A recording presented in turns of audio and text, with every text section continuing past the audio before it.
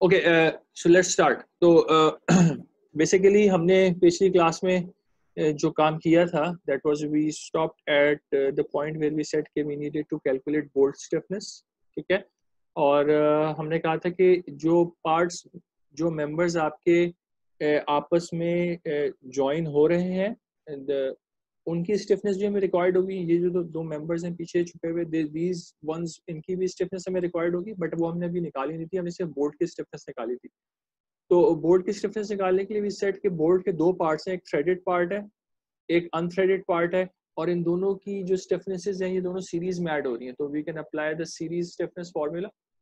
इसके लिए हमें जो चीज़ें रिक्वायर्ड थी इसको सॉल्व करने के लिए, वो इन दोनों पार्ट्स का रिप्रेजेंटेटिव क्रॉस सेक्शनल एरिया था, अनथ्रेडेड पार्ट का, थ्रेडेड पार्ट का, आपका यंग्स मॉड्यूलस था मटेरियल का, और आपके पास जो भी ग्रिप है, ग्रिप होती है बोल्ट के हेड के नीचे से लेके नट तक, जो टोटल चीज इसके अंदर आ रही है ना, सारे मेंबर्स आपके, सारे वॉशर्स, ये सारी चीजें मिला के, this is known as the grip. Grip की जो लेंथ है उसके दो पार्ट्स होते हैं, एक थ्रेडेड पार्ट होता है, एक अनथ्रेडेड पार्ट होता है। तो ग्रिप की जो थ्रेडेड लेंथ है और ग्रिप की जो अनथ्रेडेड लेंथ है तो इन दोनों की लेंथ हमें रिक्वायर्ड होगी। Once we have them we can find out the bolt stiffness. तो ये फॉर्मूला हमारा एप्लीकेबल था। हमने कहा था कि there is a very well defined procedure which we can use to actually find this bolt stiffness, और उसका तरीकेकार हमने पिछली क्लास में देखा था, उसको मैं बहुत क्विकली थ्रू कर रहा हूँ, उसके बाद हम इस पर न्यूमेरिकल कर लेते हैं। वो ये है कि आपको सबसे पहला स्टेप ये करना होता है कि आपको ग्रिप लेंथ निकालनी पड़ती है। ग्रिप लेंथ जो आपकी है, इन द केस जब आपका बोल्ट और नट का कॉम्बिनेशन है, in this case the grip length is very simple. आपका बोल्ट के हेड के नीचे से लेके नट तक के जितने भी मटेरियल्स आ रहे हैं उनकी सारी थिकनेसेस कंबाइन हो जाएंगी। तो इफ लेट्स से कि you have to plates here, इसकी थिक एक की थिकनेस लेट्स से एक की थिकनेस T1 है, दूसरे की T2 है, आपका जो वॉशर है उसकी थिकनेस T है, then L, small l becomes T1 plus T2 plus T। आपने स्मॉल एल और कैपिटल एल को डिफरेंशिएट करना है। स्मॉल एल ग्रिप लेंथ है और कैपिटल एल आपके बोल्ट की टोटल लेंथ है। सही। इसी तरीके से कैपिटल एल टी जो है आपके पास टोटल थ्रेड लेंथ है, और स्मॉल एल टी जो है वो आपके पास सिर्फ ग्रिप के अंदर की थ्रेड लेंथ है। जो आपका अगर स्क्रू है जो कि एक मेंबर के अंदर थ्रेड्स में डायरेक्टली फिट हो रहा है, उस केस में भी ग्रिप लेंथ का फॉर्मूला हमारे पास डायरेक्टली अवेलेबल था, we can find that out. Once we do that, अगला स्टेप ये होता है कि आपको अपने बोल्ट की रिक्वायर्ड लेंथ निकालनी होती है। बोल्ट की लेंथ ये होती है कि आपका बोल्ट एटलीस्ट इतना बड़ा हो कि वो नट के जो सेकंड सरफेस है, एक सरफेस तो उसके मटेरियल के साथ एंगेज होगा, जो दूसरा सरफेस है आउटसाइड वाला, इससे बाहर आ रहा हो एटलीस्ट 1 से 2 थ्रेड्स, इतना बड़ा हमने लेना होता है।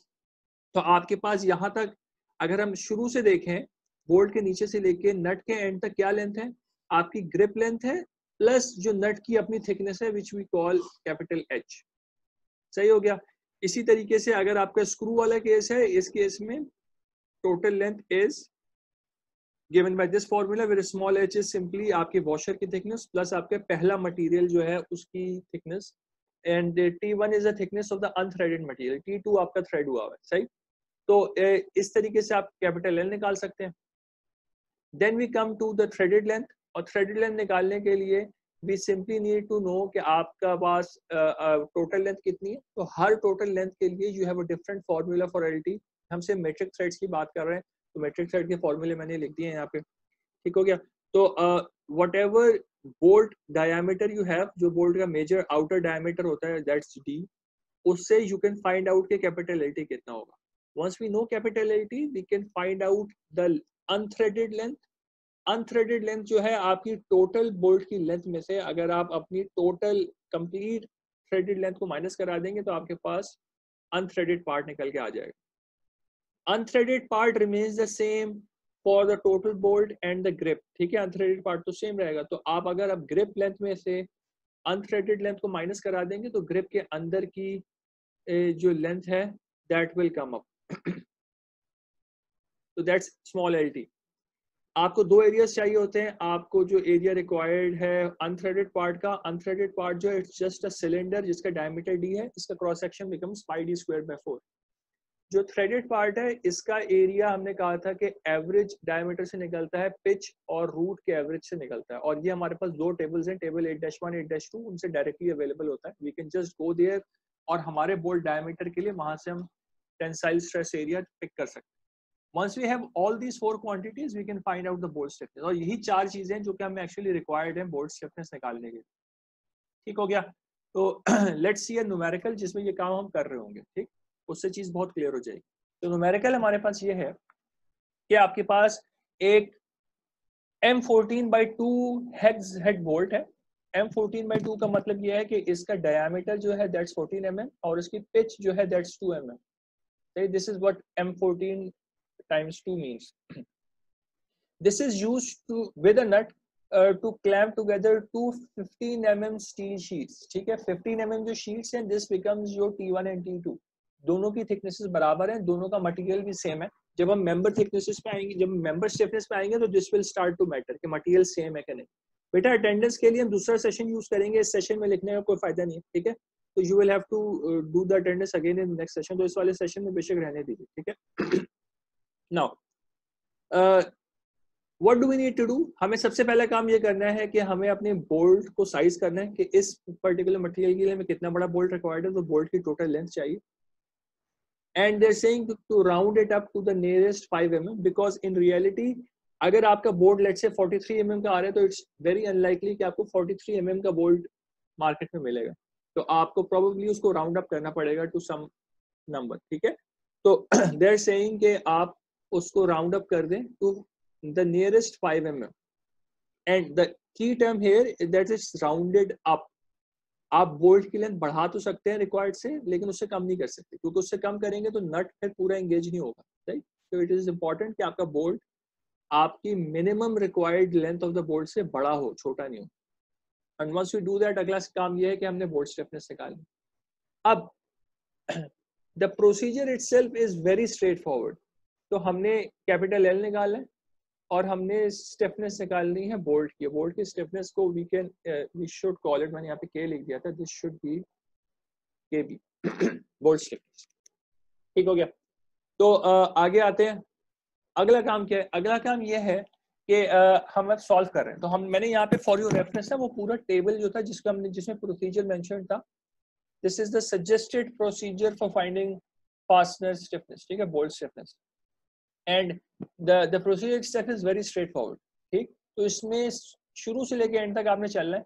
तो the procedure says कि given a fastener diameter d and a pitch p, washer thickness आप टेबल से निकाल सकते हैं, नट की थिकनेस आप टेबल से निकाल सकते हैं, आपको ग्रिप लेंथ निकालनी है, आपको टोटल लेंथ निकालनी है। ठीक है, तो अगर मैं देखूं कि मेरे पास जो भी बोल्ट की अगर मुझे लेंथ निकालनी है, बोल्ट की लेंथ ये अवेलेबल है यहाँ पे। आपको अपना केस देखना पड़ेगा कि आपका नट बोल्ट वाला केस है या फिर स्क्रू वाला केस है। अगर नट बोल्ट वाला केस है, जैसे हमारा वाला केस है, तो हम नट बोल्ट वाले केस का फॉर्मूला पिक कर लेंगे। तो हमारे केस में L becomes small l plus h। Small l is the grip length, capital H is the nut thickness। अब स्मॉल l क्या है? स्मॉल l यहाँ पे गिवन है। ठीक है, दोनों केस के लिए अलग होती है। अगर आपके पास स्क्रू का केस है, केस B है, तो उसका फॉर्मूला अवेलेबल है। लेकिन अगर केस A है तो आपने सिर्फ बोल्ट और नट के बीच में जितने भी मटेरियल्स हैं उनकी टोटल थिकनेस फाइंड करनी। ठीक हो गया? तो हमारे केस में स्मॉल l क्या हो जाएगा? T1 plus T2 हो जाएगा, बिकॉज इस केस में उन्होंने हमें इस क्वेश्चन के अंदर मेंशन नहीं किया कि इसके अंदर वॉशर लगा हुआ है, तो हम वॉशर नहीं ले रहे इस केस में। आप अपने बुक के अंदर ये वाले क्वेश्चन से आगे का अगला सवाल देखेंगे 8-12, उसके अंदर उन्होंने ये किया होगा, उन्होंने कहा होगा now take a washer and resolve the problem. उससे अगले केस में वो इसी प्रॉब्लम को कन्वर्ट कर देंगे केस बी के अंदर, तो वो इसी तरीके से सारे प्रॉब्लम्स बिल्ड कर रहे होते हैं। तो हमारा ये वाला जो केस है, इस केस में जो स्मॉल एल ग्रिप लेंथ है, that's just the thicknesses of the two plates. तो हमारे केस में हर प्लेट की थिकनेस 15 है, तो हमारा स्मॉल एल बिकम्स 2 times 15। और अगर मुझे नट की थिकनेस चाहिए तो देखें, ग्रिप लेंथ टोटल लेंथ निकालने के लिए मुझे ग्रिप लेंथ चाहिए और नट की थिकनेस चाहिए। नट की thickness is directly available from appendix table A-31। तो अगर मैं A-31 में आ जाऊंगा तो दिस इज A-31। इस केस में हमें क्या करना होता है? We just need to jump to the bolt diameter which we have. हमारे केस में बोल्ट डायमीटर क्या था? 14 mm था, तो we will pick the 14 mm bolt diameter. उस केस में आपके पास डिफरेंट थिकनेसेस गिवन है बोल्ट्स। तो हमने ये बात की थी कि unless stated otherwise we will just pick the regular case every single time. ठीक है, तो हमारे केस में जो रेगुलर थिकनेस आ रही है दैट्स 12.8 mm, तो दिस बिकम्स अवर एच। ठीक हो गया। कोई सवाल अगर हो तो बेटा मुझे स्टॉप करके प्लीज पूछ लीजिए। नाउ यहां तक हमने बात की हुई थी, we can plug in h in the formula for capital L, we can find out capital L. So this is the total length of the bolt needed. इस लेंथ पे क्या होगा, आपका मटेरियल बिल्कुल जो आपका बोल्ट है that will come to the very edge of the nut, nut के बिल्कुल एज पे आ जाएगा, क्योंकि हमने small l plus capital h अभी कैलकुलेट किया। तो we have calculated from here till here. ठीक है, तो this is the total length of the bolt which is the minimum needed. इसको हम round up कर देंगे to the nearest 5 mm thing, so this becomes 45 mm. 45 mm का अगर आप बोल्ट लेते हैं, this will protrude slightly from the nut, थोड़ा सा बाहर आ जाएगा। ठीक, इसमें अगर कोई मसला हो तो please stop me and ask. वैसे बहुत स्ट्रेट फॉरवर्ड चीज है, बहुत वेल डिफाइंड प्रोसीजर है जिसको फॉलो करना। अब ये तो पहला पार्ट था। दूसरे पार्ट के लिए what we need to do, we need to find out the bolt stiffness. अब बोल्ट स्टिफनेस के लिए ये पूरा प्रोसीजर उसी टेबल का पार्ट है, यहाँ पे मेंशन है। आपको अनथ्रेडेड लेंथ निकालनी है, आपको ग्रिप के अंदर की अनथ्रेडेड और थ्रेडेड लेंथ निकालनी है, दोनों एरिया निकालने हैं और फिर उससे आप स्टिफनेस कैलकुलेट कर सकते हैं। तो हमारे केस में जो अनथ्रेडेड लेंथ है वो हमने देखनी है। तो हम कैसे ट्रैक करेंगे, कौन सा फॉर्मूला चाहिए, आप देखेंगे आपकी बोल्ट की लेंथ कितनी है। हमारी बोल्ट की लेंथ थी 45 mm, हमारा बोल्ट का डायमीटर था 14 mm, तो हमारा पहला केस जो है that is applicable. D is less than 48 और L इज लेस देन 125। तो हम पहला फॉर्मूला पिक करेंगे, बोल्ट डायमीटर हमारा 14 है तो D इज 14, प्लग इन करेंगे, हमारे पास threaded length of the bolt आ जाएगी। ठीक, इससे हम अनथ्रेडेड लेंथ निकाल सकते हैं। अगला स्टेप जो इसमें मेंशन है, unthreaded length becomes capital L minus LT। Capital L was 45, threaded length is 34, तो unthreaded length becomes 11 mm। ठीक है, आपको ग्रिप के अंदर की थ्रेडेड लेंथ चाहिए। तो देखिए अब आपके पास ये टोटल ग्रिप है, यहाँ मैंने इसलिए फिगर बना दी थी। इसके अंदर unthreaded length is this one and this part is the threaded length. तो अगर मैं सिर्फ ग्रिप के अंदर से अनथ्रेडेड लेंथ माइनस करा दूंगा तो मेरे पास ग्रिप के अंदर की थ्रेडेड लेंथ आ जाएगी। तो ग्रिप लेंथ जो भी मेरे पास आ रही थी उसमें से मैंने अनथ्रेडेड लेंथ माइनस करा दी, I get my grip threaded length. Grip की थ्रेडेड लेंथ आ गई। दो एरिया मुझे रिक्वायर्ड है, दोनों के फॉर्मूले इधर मेंशन है। अनथ्रेडेड लेंथ का formula is directly pi d square by 4 because it is behaving like a simple cylinder. और आपका जो थ्रेडेड पार्ट है उसका एरिया आपको डायरेक्टली टेबल से अवेलेबल होगा, तो मैं अभी टेबल भी दिखा दूंगा आपको, but simply the area turns out to be, we jump to the table जिसके अंदर metric bolts के dimensions given है, उधर से आप एरिया निकाल सकते हो। Let me just jump ahead। ये हमारा टेबल आ गया। इसके अंदर हम कैसे देखते थे, ये टेबल हम पहले देख चुके हैं। इस टेबल के अंदर we just need to go and locate our major diameter। 14 mm bolt की जो हम कोर्स पिच सीरीज और fine pitch series if you remember बात हो रही थी, तो दिस 14 M14/2 जो है that's a coarse pitch series bolt. इसका जो टेंसाइल स्ट्रेस एरिया 80 आ रहा है दैट इज 115 mm स्क्वायर्ड। तो विल पिक दिस, ठीक है, and will plug it into our formula. तो आपको 80 कैलकुलेट करने की भी जरूरत नहीं। और इंटरेस्टिंग चीज ये है कि since these are the standard bolts, ठीक है, तो you don't actually need to calculate it any time because आपके पास जो भी बोल्ट होगा वह इन्हीं में से कोई एक बोल्ट होगा।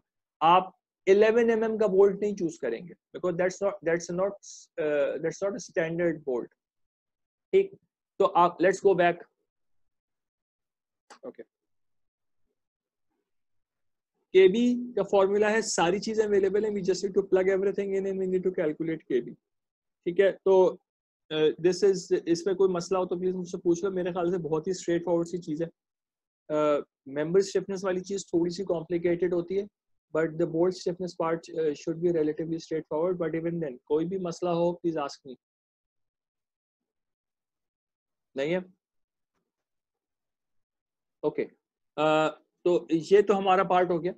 अब हमने ये बात की थी कि हमारे केस में दोनों जो आपका नट है और जो आपका बोल्ट है, they are in parallel to each other. तो अगर मेरे पास एक बोल्ट है, ठीक है, एंड दिस इज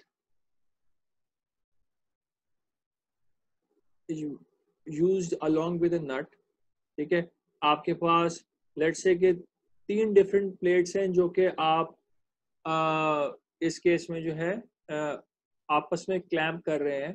तो इस केस में हमने एक तो काम ये कर लिया कि हमने अपने बोल्ट की स्टिफनेस को कैलकुलेट करके निकाल दिया। तो वी सेड कि हमारे पास यहाँ पे कुछ थ्रेडेड पार्ट होगा, ठीक है, और तो हमने बोल्ट के केस में वी सेड कि बोल्ट की एक स्टिफनेस आ गई अनथ्रेडेड और एक स्टिफनेस आ गई थ्रेडेड, और we have calculated that.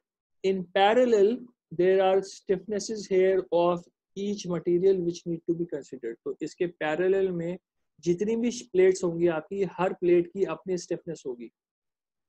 We now need to somehow come up with a formula जो कि इनकी स्टिफनेसेस को कैलकुलेट कर सकता है, ठीक है। And this is not that straight forward. उसकी वजह क्या है कि आपके मटेरियल बहुत बड़ा है, ठीक है, बट जिस पार्ट में प्रेशर अप्लाई हो रहा है वो सिर्फ बोल्ट के सरफेसेस हैं।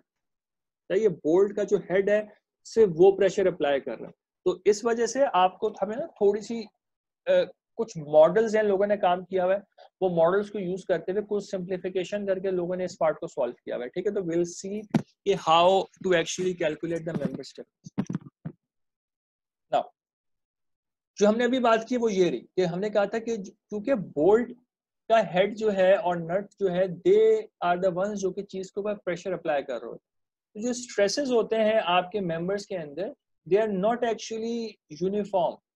वो स्टार्ट होते हैं बोल्ट की और नट की डायमीटर के अलोंग। तो जितना भी बोल्ट और नट का टोटल डायमीटर, जितना सरफेस इन कांटेक्ट है, वहां से प्रेशर बिल्ड होना शुरू होता है। और जैसे जैसे आप अंदर जाते रहते हैं, the areas which is being affected increase, ठीक है। तो आपका ये बोल्ट है यहाँ पे, ठीक है। तो ये हेड जो है और ये नट जो है, ये चीज को कंप्रेस कर रहा है। तो स्ट्रेसेस इस रीजन, इधर कोई ज्यादा स्ट्रेसेस नहीं होंगे because this area is not directly affected by the bolt. But जैसे जैसे आप डेप्थ में जाते जाते हैं तो पीछे का मटेरियल अगले मटेरियल को इफेक्ट करना शुरू कर देता है, ठीक है। तो द स्ट्रेसेस एक्सपेंड आउट, ठीक। तो हम स्ट्रेसेस की बात कर रहे हैं, but this is applicable for stiffnesses as well, ठीक है। तो जो भी आपके पास रेजिस्टेंस हो रही है अलोंग दिस डायरेक्शन, वो इस पूरे रीजन से आ रही है। जो भी रीजन इफेक्ट हो रहा है ना, this is the reason which is going to cause a resistance to deformation, जो कि स्टिफनेस होती है बेसिकली हमारे पास, ठीक है। अब इसे इसको कॉन्सेप्चुअली समझे, फिर हम इसके फॉर्मुलेशन के ऊपर आते हैं। We need to somehow capture this affected region so that we can calculate the stiffness, ठीक। तो इसकी जो simplification है वो ये है कि this appears to be a non-linear part, so what we can do is we can simplify it. So what we do is we consider this thing to be a simple, यानी कि अगर मैं इसको लूं कि एक मैं प्लेट के ऊपर लूं, तो what we are saying is we consider it to be a cone। मैं पूरा इसको एक्सटेंड कर रहा हूं, ठीक है, और कोन को हम ट्रंकेट कर रहे हैं एट द बोल्ट हेड। तो अगर आप एक ट्रंकेटेड कोन लेंगे, this thing, a truncated cone is known as a frustum, ठीक है। फ्रस्ट्रम कहते हैं, this is just a name for a truncated cone, जिसका आप हेड को ट्रिम कर दें, ठीक है। तो डोंट कंफ्यूज विद दिस, को इतना कॉम्प्लिकेटेड चीजें, just a name of a truncated cone. तो हम मॉडल अपने सिस्टम को कर रहे हैं as a truncated cone, that's the basic idea. तो जो कॉम्प्लिकेटेड यहाँ पे वेरिएशन आ रही थी उसको हमने लीनियर एज्यूम कर लिया। तो लीनियरली मैक्सिमम तक इंक्रीज हो रहा है एरिया जो कि अफेक्टेड है, और फिर लीनियरली वापस रिड्यूस हो रहा है। तो that's the basic idea. This will help us in actually calculating our results, because linear case में अगर मुझे कोई भी इंटीग्रेशन वगैरह करनी होगी तो लीनियर केस में इंटीग्रेशन आसान हो जाता है। इस केस में इंटीग्रेशन करना मुश्किल है क्योंकि मुझे ये वेरिएशन इटसेल्फ नहीं पता कि ये वेरिएशन है क्या, ये सरफेस किस इसका स्लोप कैसे चेंज हो रहा है। तो we will need to first come up with a formula जो कि ये इफेक्ट को कैप्चर कर सके कि ये वेरिएशन कैसे आ रही है। तो उसको अवॉइड करने के लिए we have simplified our system as 2 linear parts, जो लीनियरली इंक्रीज हो रहा है अफेक्टेड एरिया और फिर लीनियरली रिड्यूस हो रहा है, ठीक है। नाउ एक अभी हम फॉर्मूला ड्राइव करेंगे, उसके अंदर there is an integration involved, the integration is not directly applicable to us, हम लोग उसको हम देखेंगे जरूर कि इंटीग्रेशन कैसे करनी है, but just like our previous formulas the result is crucial for our solution, ठीक है। तो उस पे आने से पहले जस्ट सी हियर हम क्या कह रहे हैं, हम कह रहे हैं कि ये पूरी प्लेट जो है ये पूरी प्लेट को आप कंप्रेस कर रहे हैं ना, तो जब प्लेट कंप्रेस हो रही है, हमने कहा कि इस प्लेट का जो एरिया अफेक्ट हो रहा है, the affected area is only defined by this now linear segment. तो हमने क्योंकि सिर्फ ये एरिया प्रेशराइज हो रहा है, बाकी प्लेट फ्री है, तो हम सिर्फ इस एरिया की स्टिफनेस कैलकुलेट करेंगे जो कि अफेक्टेड एरिया है, जो कि इस डैश लाइन के अंदर आ रहा है। तो we are trying to model only this small part, ठीक है। अब there are a lot of parameters here, तो सबसे important parameter which is crucial that is this angle alpha। ये एंगल क्या होगा, ये एंगल हम तो नहीं, हमें पता ही नहीं है कौन सा एरिया होता है। तो people have done their work, they started with assuming an angle of 45 degrees, ठीक है, initially ये assumption की थी, they compared their results with experimental findings, they found out that that's not good enough, तो they said कि ठीक है ये एंगल actually कम होना चाहिए। So the angle, this angle is usually between 25 degrees and 33 degrees. हमारे book के अंदर the angle that has been used in all the formulas and which will show कि actually agrees with numerical simulations, that is 30 degrees. So ये angle जो cone का बन रहा है, that is we'll take it as 30 degrees. अब now please keep this in mind कि ये कोई actual geometry का area नहीं है, this is part of a model। ये जो अल्फा है, this is just part of a model। Model किस चीज को हम कर रहे हैं, हम मॉडल करना चाह रहे हैं प्लेट के उस रीजन को जो कि आपके बोल्ट के प्रेशर से अफेक्ट हो रही है। तो जब आप बोल्ट को जब प्री लोड करते हैं, नट को टाइट करके आप बोल्ट को प्री लोड कर रहे हैं, some of the areas within the plate are going to compress। We are trying to model that compressed area, ठीक है। वो compressed area linear नहीं होता, that compressed area is actually behaving like this।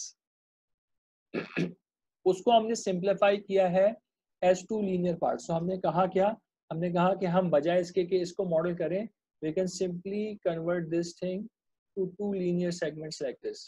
तो हमने इसको linearize कर दिया simply, ठीक है। तो this is what we are trying to do। इसको कंफ्यूज नहीं कीजिएगा, alpha is not a geometric parameter, ठीक है, alpha is just a model parameter. वापस आ जाते हैं, तो इंटीग्रेशन क्या करनी है, इंटीग्रेशन ये करनी है हमें कि हमारे पास एक प्लेट है, ठीक है, इसमें एक्सियल कंप्रेशन हो रहा है, ठीक है। हमने पहले बात की थी कि अगर कोई सिंपल आपके पास सिलेंडर हो या कुछ हो, if you have a cylinder like this और इसकी मुझे इस पे मेरी फोर्स अप्लाई हो रही है F, तो इसका मुझे क्या डेल्टा निकालना हो, तो delta becomes F upon K। We talked about this before. And K for tensile and अगर एक्सियल केस है तो A becomes AE upon L, तो delta becomes FL upon AE। अब अगर यही केस इस तरह हो कि आपका जो फोर्स अभी अप्लाई हो रही है but the area is now not uniform, the area is a function of x, तो इस केस में आप डायरेक्टली ये फॉर्मूला अप्लाई नहीं कर सकते, आपको इंटीग्रेट करना पड़ेगा थ्रू आउट द लेंथ। तो हम करेंगे क्या, हम एक इंक्रीमेंटल सा पार्ट उठाएंगे, इसकी थिकनेस होगी कोई, इसकी डिफॉर्मेशन होगी एक माइनर सी, एक इसकी जो है ना इंक्रीमेंटल डिफरेंशियल डिफॉर्मेशन होगी इसकी, ठीक है, इसकी थिकनेस इज dx।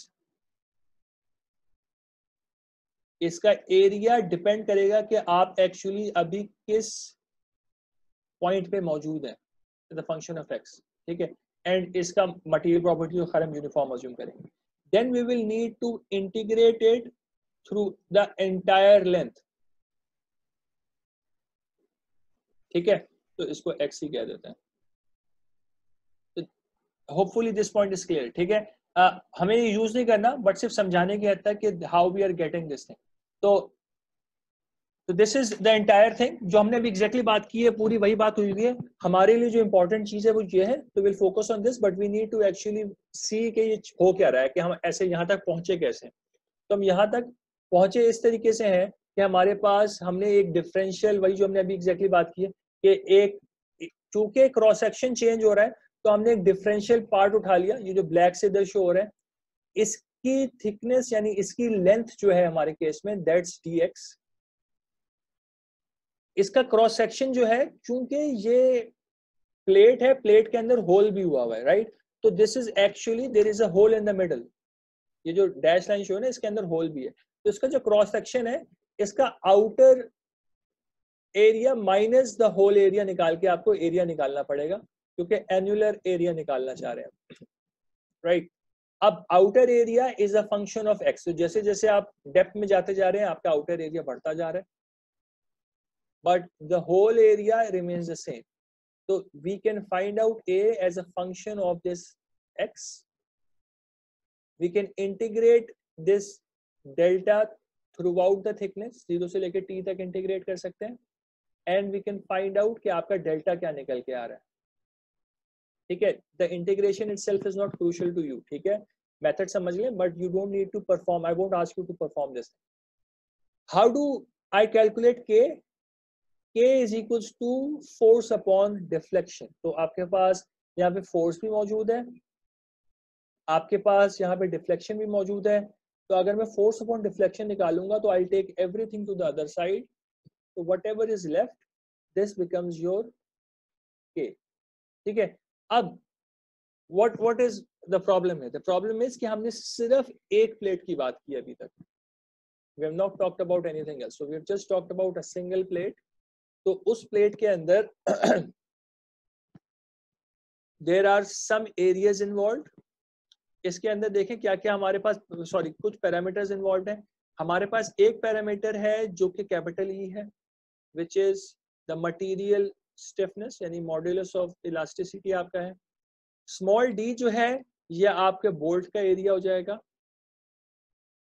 बोल्ट का डायमीटर सॉरी हो जाएगा।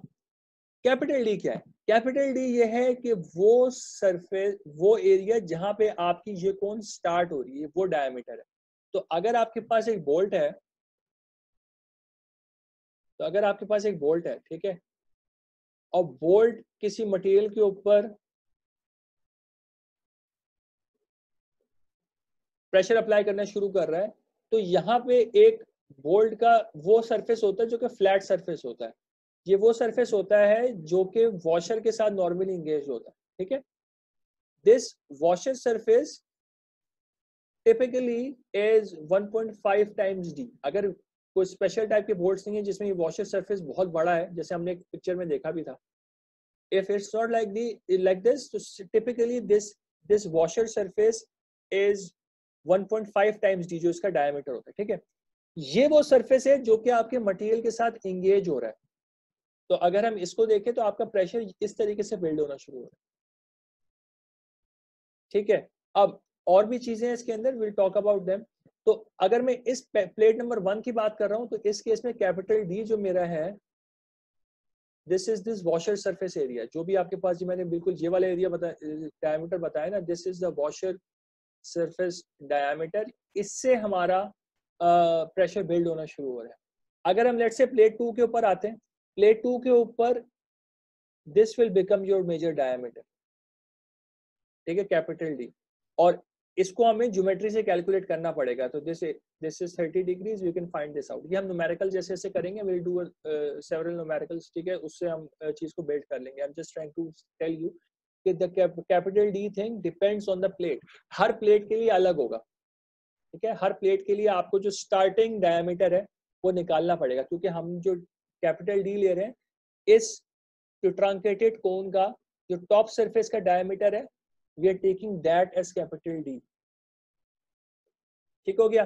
कैपिटल डी है, स्मॉल डी बोल्ट का डायमीटर है, alpha is the cone angle, और जो कि टिपिकली हम 30 डिग्री लेते हैं। तो ई अल्फा, इन दोनों में कोई मसला नहीं होना चाहिए, स्मॉल डी में भी कोई मसला नहीं होना चाहिए, क्यों? क्योंकि स्मॉल डी बोल्ट का डायमीटर होगा, ये डायरेक्टली स्पेसिफाइड होगा। Thickness of the plate normally mentioned होगी, बट इट इज पॉसिबल कि ये एक प्लेट के अंदर मल्टीपल कोन्स आ रही हो, हम देखते हैं। तो टी पे हमें थोड़ा सा काम करना पड़ेगा न्यूमेरिकल के अंदर हर दफा। Just note this down with yourself.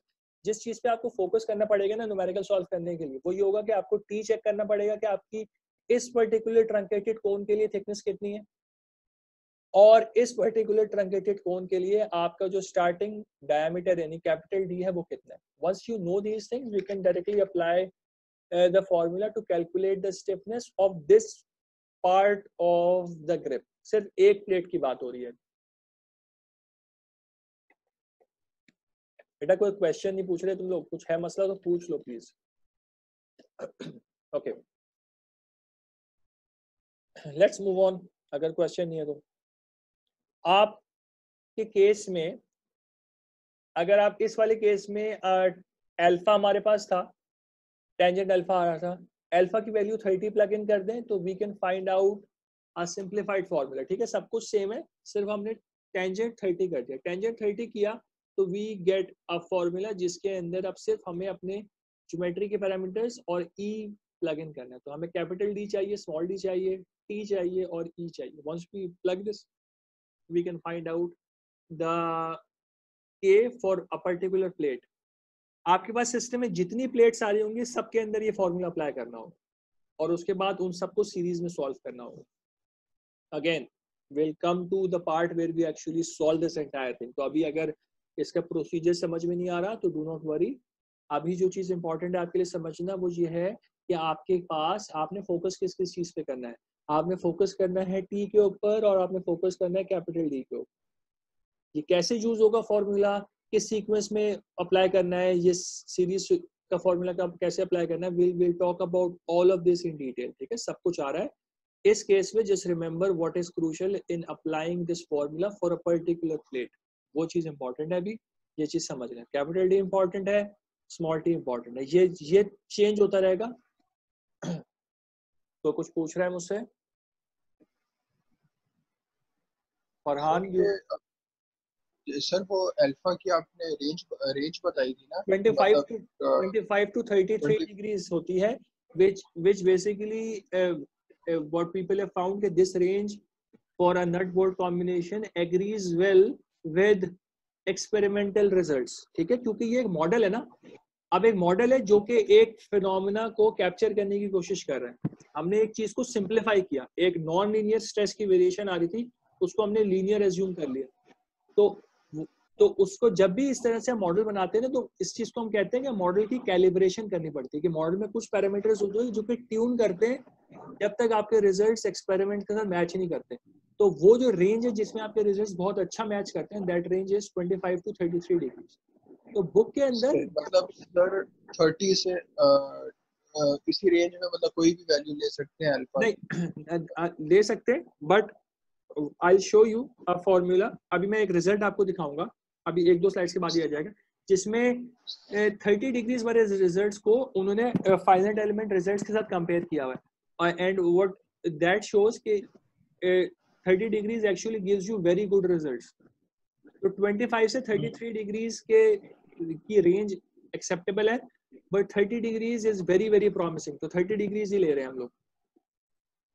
ठीक है अच्छा ओके, आगे चलते हैं। अब ये बात हो गई जब आप एक प्लेट के निकालना चाह रहे हैं। अब कुछ फॉर्मूलाज आपके पास आएंगे, अभी एक फॉर्मूला आपके पास आने वाला है, वो एक चीज की इसी चीज की सिंप्लीफिकेशन। अभी तो हम ये बात कर रहे हैं कि आपको हर प्लेट के लिए ये फॉर्मूला सॉल्व करना है और उसके बाद आपने सीरीज में उसको ऐड करना है। But what if I have, let me just go to a pen, yes, what if I have multiple plates, एक बोल्ट के साथ है, and all the plates are of the same material. ठीक है, इस केस में क्योंकि ई भी यूज हो रहा है ना, तो जहां पे भी मटेरियल चेंज हो रहा है वहां पे आपको दोबारा सॉल्व करना पड़ेगा। लेकिन अगर 3 प्लेट्स हैं लेट्स से, और तीनों सेम मटेरियल की बनी हुई, तो हमारे पास जो कोन की वेरिएशन है that is still like this. जितनी मर्जी प्लेट्स हो, आपके पास जो प्रेशर की वेरिएशन है वो हम हमेशा 2 पार्ट्स में लेते हैं, एक पार्ट में इंक्रीज होती है और एक पार्ट में डिक्रीज होती है।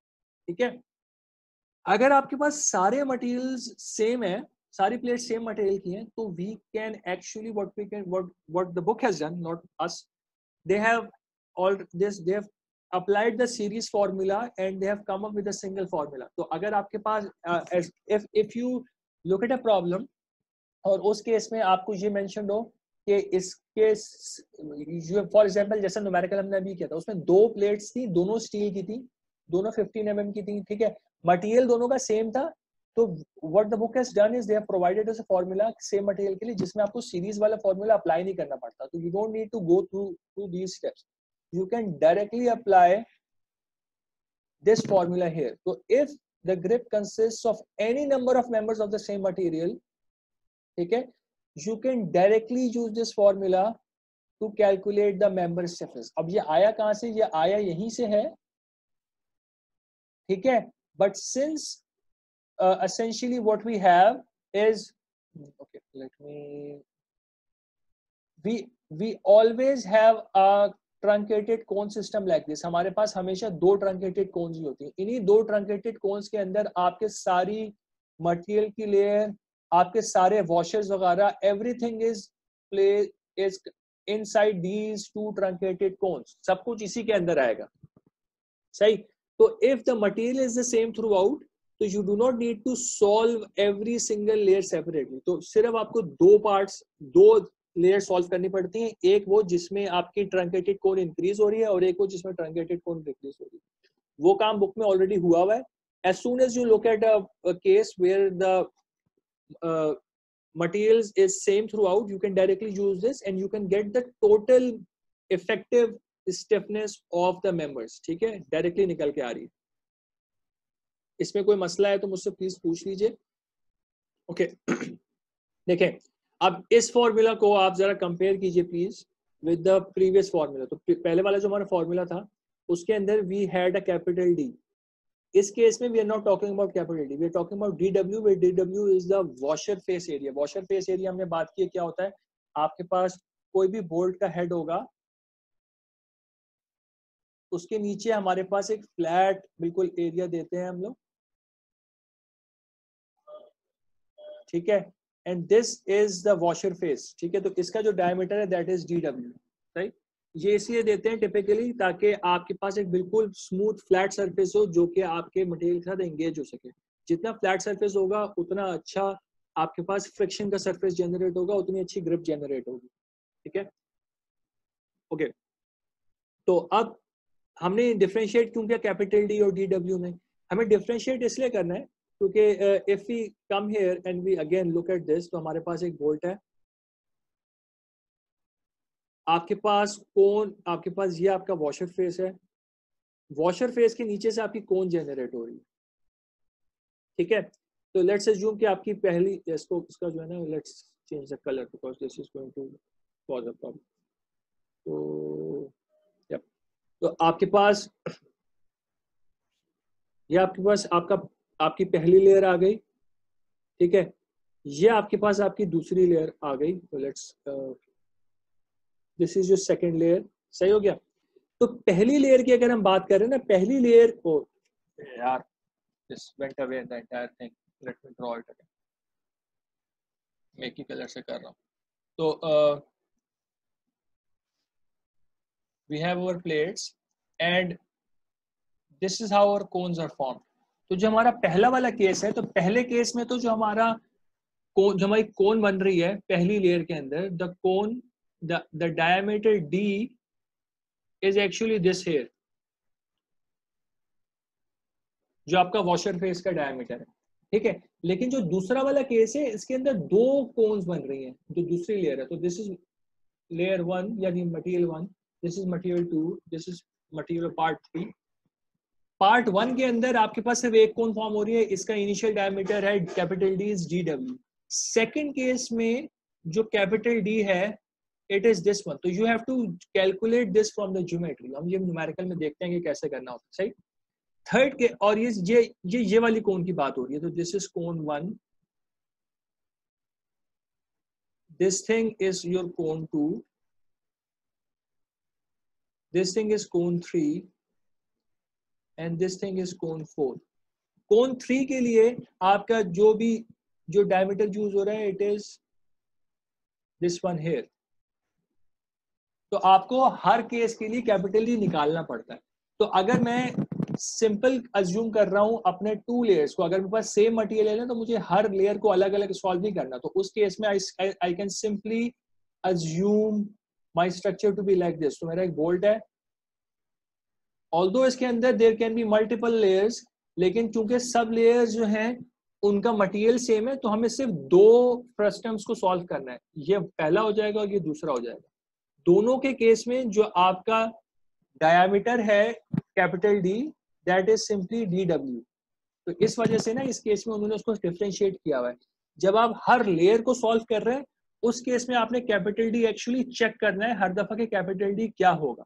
लेकिन अगर आप सिंगल फॉर्मूला यूज कर रहे हैं फॉर द एंटायर ग्रिप, उस केस में there is no need to search for capital D. उस केस में आपको कैपिटल स्मॉल एल चाहिए which is a grip length, और वॉशर फेस का डायमीटर चाहिए। वॉशर फेस का diameter is usually 1.5 times D. तो उन्होंने अगले केस में एक और सिंप्लीफिकेशन कर दी। उन्होंने कहा कि आप DW को 1.5 D एज्यूम कर लें, अल्फा को आप प्लग इन कर दें 30 degrees, plug everything in, you get a very simplified formula which is just a function of bolt diameter and the grip length. ठीक है, ये फॉर्मूला कब एप्लीकेबल है, ये फॉर्मूले की एप्लीकेशन क्या, ये फॉर्मूला काफी यूज करेंगे। ठीक है, दिस इज एप्लीकेबल। ये सिर्फ तब एप्लीकेबल है जब आपके पास सारे मटेरियल्स जो ग्रिप के अंदर आ रहे हैं इंक्लूडिंग द वॉशर, अगर वॉशर लगा हुआ है वॉशर का मटेरियल भी सेम होना चाहिए। अगर सारे मटेरियल जो ग्रिप के अंदर आ रहे हैं वो सेम है, then you can apply this formula directly. You do not need to worry about anything else. आपको हर लेयर की नहीं निकालनी, कुछ भी नहीं करनी। तो 8-22 will be applicable to us a lot. ठीक है, होपफुली ये वाला पॉइंट अभी थोड़ा सा क्लियर हुआ होगा। मुझे 5 मिनट और चाहिए बिकॉज मैं लास्ट क्लास बहुत लेट शुरू की थी, एंड देन विल सी कि हमने क्या खत्म करना है। ठीक है, तो this formula is important to us, ये फॉर्मूला हम काफी ज्यादा यूज करें। आगे आते हैं, हमने भी बात की थी कि वाई 30 डिग्रीज। ठीक, तो लोगों ने क्या किया है, तो people have compared several models. एक केस जो ये पहला वाला केस है ना जो ऊपर शो हो रहा है, this is the case where they actually tried to model variable cone area, यानी कि उन्होंने कहा कि ठीक है जो रियलिस्टिक केस होता है जिसमें आपके पास इस तरह वेरिएशन नहीं हो रही, आपके पास वेरिएशन एक्चुअली इस तरीके से हो रही है। तो they said okay her point के ऊपर जो कोन का एंगल है ना वो चेंज हो रहा होगा। They tried to model this thing. They actually found results which are not agreeing very well to numerical simulations. जो सबसे एक केस वो है इसमें shown जो ये 45 डिग्रीज वाला है ना, this also is not agreeing very well with numerical simulations। ये वाली है, these are the numerical simulations, square वाली। सर आपकी वीडियो बहुत लैग कर रही है, आवाज नहीं आ रही। Okay, let me repeat what I just said। ठीक है, कभी कभार बीच में शायद नेट का थोड़ा सा इशू हो जाता है। let me check what the issue is। मुझे एक दफा रिविजिट करके देखना तो अपने इंटरनेट को, मेरे पास कौन सा कॉम्प्यूटर लगा। Okay, let's try this. अगर नहीं होगा तो मैं नेट स्विच कर लूंगा। सर आवाज समझ नहीं आ रही। अभी भी नहीं आ रही? और भी किसी के पास इशू है? Is there this issue with multiple people? मुझे प्लीज थोड़ा सा बता दो। नो सर, क्लियर है आपकी आवाज मेरी तरफ से। सर आपकी आवाज क्लियर आ रही है लेकिन वीडियो क्लियर है लैग सर। कर रही है। ओके, वीडियो में मसला है? जी सर वीडियो लैग जी सर, वीडियो थोड़ी सी लैग कर रही है आपकी। लैग कर रही है कि क्वालिटी खराब हुई हुई है? लैग कर रही है इसमें। अच्छा ठीक है, तो मैं ना थोड़ा स्लो हो जाता हूँ। Let I give some time के जिसपे जो है ना वो वीडियो आप लोगों के पास वॉइस को फॉलो करे। ठीक है, तो I draw things first and then I talk later. तो ये इंटरनेट का थोड़ा सा इशू यार, मजबूरी है, वरना वो we can't do anything else. ठीक है, तो अब हम जो बात कर रहे हैं ना, तो hopefully the figure itself is there. तो सर हम बिल्कुल समझ नहीं आ रहा। बेटा मोस्ट लाइकली आपके इंटरनेट में इशू हो रहा है, क्योंकि if my audio is clear with some other people then most likely the issue is at your end. Recording हो जाएगी बेटा, रिकॉर्डिंग भी अपलोड कर दूंगा, पूरा लेक्चर रिकॉर्ड हो रहा है। if the internet is causing trouble, we really can't help it at this point, right? तो अगर मेरे एंड पे भी मसला होगा तो मैं इमीडिएटली तो नहीं सॉर्ट आउट कर सकता। मैं जो कर सकता हूँ ये कर सकता हूँ कि I can record the entire thing and I can upload it. आज से पहले तक के सारे लेक्चर्स अपलोडेड हैं, ये वाला भी अपलोड हो जाएगा, ठीक है। तो you will have some time, तो जो पार्ट में मसला हो रहा है उसको go and revisit it, right. तो अब होपफुली बाकी लोगों को क्लियर है, तो we can proceed. Yes sir. ठीक है, यस सर। तो ये आखिरी स्लाइड है, इस पे हम स्टॉप कर देते हैं, ठीक है। We have a numerical after this, but we won't do that numerical, सही है। तो what the figure is actually showing कि जो 30 डिग्रीज वाले केस है ना, ये जो अल्फा इक्वल्स टू 30 डिग्रीज वाला ट्रायंगुलर केस है, that is agreeing very well with the FEA results which are the cases with the square markers, ठीक है। स्क्वायर और ट्रायंगल वाले केस काफी मैच कर रहे हैं, इस वजह से हमने 30 डिग्रीज यूज किया, बिकॉज न्यूमेरिकल सिमुलेशंस ये शो कर रही हैं कि आपके पास alpha equals to 30 degrees is actually giving us very good results, ठीक हो गया। तो इसी FEA के सिमुलेशंस में, जो हमने FEA की सिमुलेशंस बताई हैं, FEA ये पूरी जो सिमुलेशंस है ना, ये उस केस के लिए जिसमें आपका पूरा सारी लेयर सेम मटेरियल की बनी हुई है, ठीक है। तो ये सेम मटेरियल के लिए काम हो रहा है। तो एक फॉर्मूला तो हमने ये देख लिया था कि जब सेम मटेरियल हो we can apply this formula here, ठीक है। 8-22 अप्लाई कर सकते हैं, जिसमें आपके पास स्मॉल d पता हो, स्मॉल l पता हो, तो we can find out km। दूसरा केस ये हो सकता है कि आप FEA के रिजल्ट्स को यूज कर लें। तो what the author's of this FEA simulation जो उन्होंने की थी ना, उनका जो पेपर लिखा है, उन्होंने क्या किया, उन्होंने अपने FEA रिजल्ट्स पे ना एक एक्सपोनेंशियल कर्व को फिट कर दिया। तो होपफुली ये स्लाइड आपके पास आ गई होगी, फिगर 8-23 अगर आपको नजर आ रही है, नहीं आ रही तो मुझे बता दीजिएगा। 8-23 जो फिगर है, जो इक्वेशन है, this equation is applicable only for parts of the same material, यानी अगर सारे पार्ट सेम मटेरियल के, तो you have two options now. 8-22 भी है, 8-23 भी है। 8-22 is applicable for any number of materials, कोई भी मटेरियल उस पे एप्लीकेबल है। 8-23 के लिए दे हैव फाउंड आउट, इस कर्व के लिए they have found out the constants A and B, और ये कुछ मटेरियल्स की उन्होंने इसको कर्व फिट किया हुआ है। तो अगर आपके पास ये स्टैंडर्ड मटेरियल्स है ना, स्टील है, एल्यूमिनियम है, कॉपर है, कास्ट आयरन है, ठीक है, इस केस में they have provided us the constant values, so you can simplify your calculations by using this formula as well, ठीक है। आप स्टील की बात कर रहे हैं, कैपिटल ए कैपिटल बी, इस टेबल से उठाइए, इसी टेबल के अंदर आपको मटेरियल प्रॉपर्टीज भी गिवन है। तो कभी अगर हमें मटेरियल प्रॉपर्टी चाहिए होंगी ना किसी मटेरियल की, तो आप टेबल 8-8 पे जंप करेंगे, इस पे आपको E और U वगैरह मिल जाएगा, ठीक। तो हमने यहाँ से कैपिटल ही उठा लिया, स्मॉल डी हमें पता है, कैपिटल ए कैपिटल बी हमने टेबल से उठा लिया, we can find out km directly. But again remember करें, हमने दो डिफरेंट अप्रोचेस पढ़ी हैं। अभी एक अप्रोच ये पढ़ी है जिसमें हर लेयर को हमने अलग अलग सॉल्व करना है, जिसका न्यूमेरिकल अगला है, जो कि हम अगली क्लास में देखेंगे हम लाइकली। और जो सेम मटेरियल वाले की हमने दो इक्वेशंस देखी है, विच आर एक्चुअली 8-22 एंड 8-23। हम यहाँ पे स्टॉप कर रहे हैं, अटेंडेंस अपनी मार्क कर दीजिए प्लीज। एक चीज जो मैंने करनी है, मैंने पिछले मंडे का एक लेक्चर स्किप किया था, वो मेरी कोई पर्सनल एक इमरजेंसी हो गई थी जिसकी वजह से मुझे करना पड़ गया, ठीक। उसके लिए मैं ना एक रिकॉर्डेड वीडियो लेक्चर अपलोड करूंगा, which will not be a new topic. उसके अंदर मैं सिर्फ आप लोगों को 2 न्यूमेरिकल्स करके दिखाऊंगा, ठीक है। तो will do 2 numericals in that recorded video lecture. और ये मैं जाहिर है वी सेट के will try to avoid recorded lectures as much as possible, but ये एक अनफॉर्चुनेट, बल्कि नॉट अनफॉर्चुनेट, कुछ ऐसा इवेंट हो गया था जिसकी वजह से हमको थोड़ा सा क्लास मिस करनी पड़ गई, ठीक है। तो उसके against I am going to upload a small video lecture, जिसके अंदर हम सिर्फ न्यूमेरिकल्स करेंगे, will not cover a new topic, ठीक है। जो पार्ट हमने अभी किया है उसी की मैं न्यूमेरिकल आपको सॉल्व करके उस वीडियो लेक्चर में दिखाऊंगा, and we can discuss any problems you have in the next class, ठीक हो गया। तो वो मैं इसी वीक में अपलोड कर दूंगा। अब मैंने असाइनमेंट 1 अपलोड कर दिया है। असाइनमेंट 1 के अंदर यही सारी चीजें हैं, ठीक है, जो हमने अभी बात की। पावर स्क्रू के 2 सवाल है, और 2 सवाल है, 2-3 सवाल हैं जो कि इस वाली चीज से रिलेटेड है, बोल्ट की साइजिंग से रिलेटेड और बोल्ट की स्टिफनेस से रिलेटेड, ठीक। तो असाइनमेंट देख लीजिएगा, और असाइनमेंट का टाइम है 1 हफ्ते का। तो ये जैसे मैं वीडियो लेक्चर अपलोड करता हूँ, तो you will have all the information you need to actually solve that problem, all the problems, ठीक है। तो लेट मी स्टॉप हियर।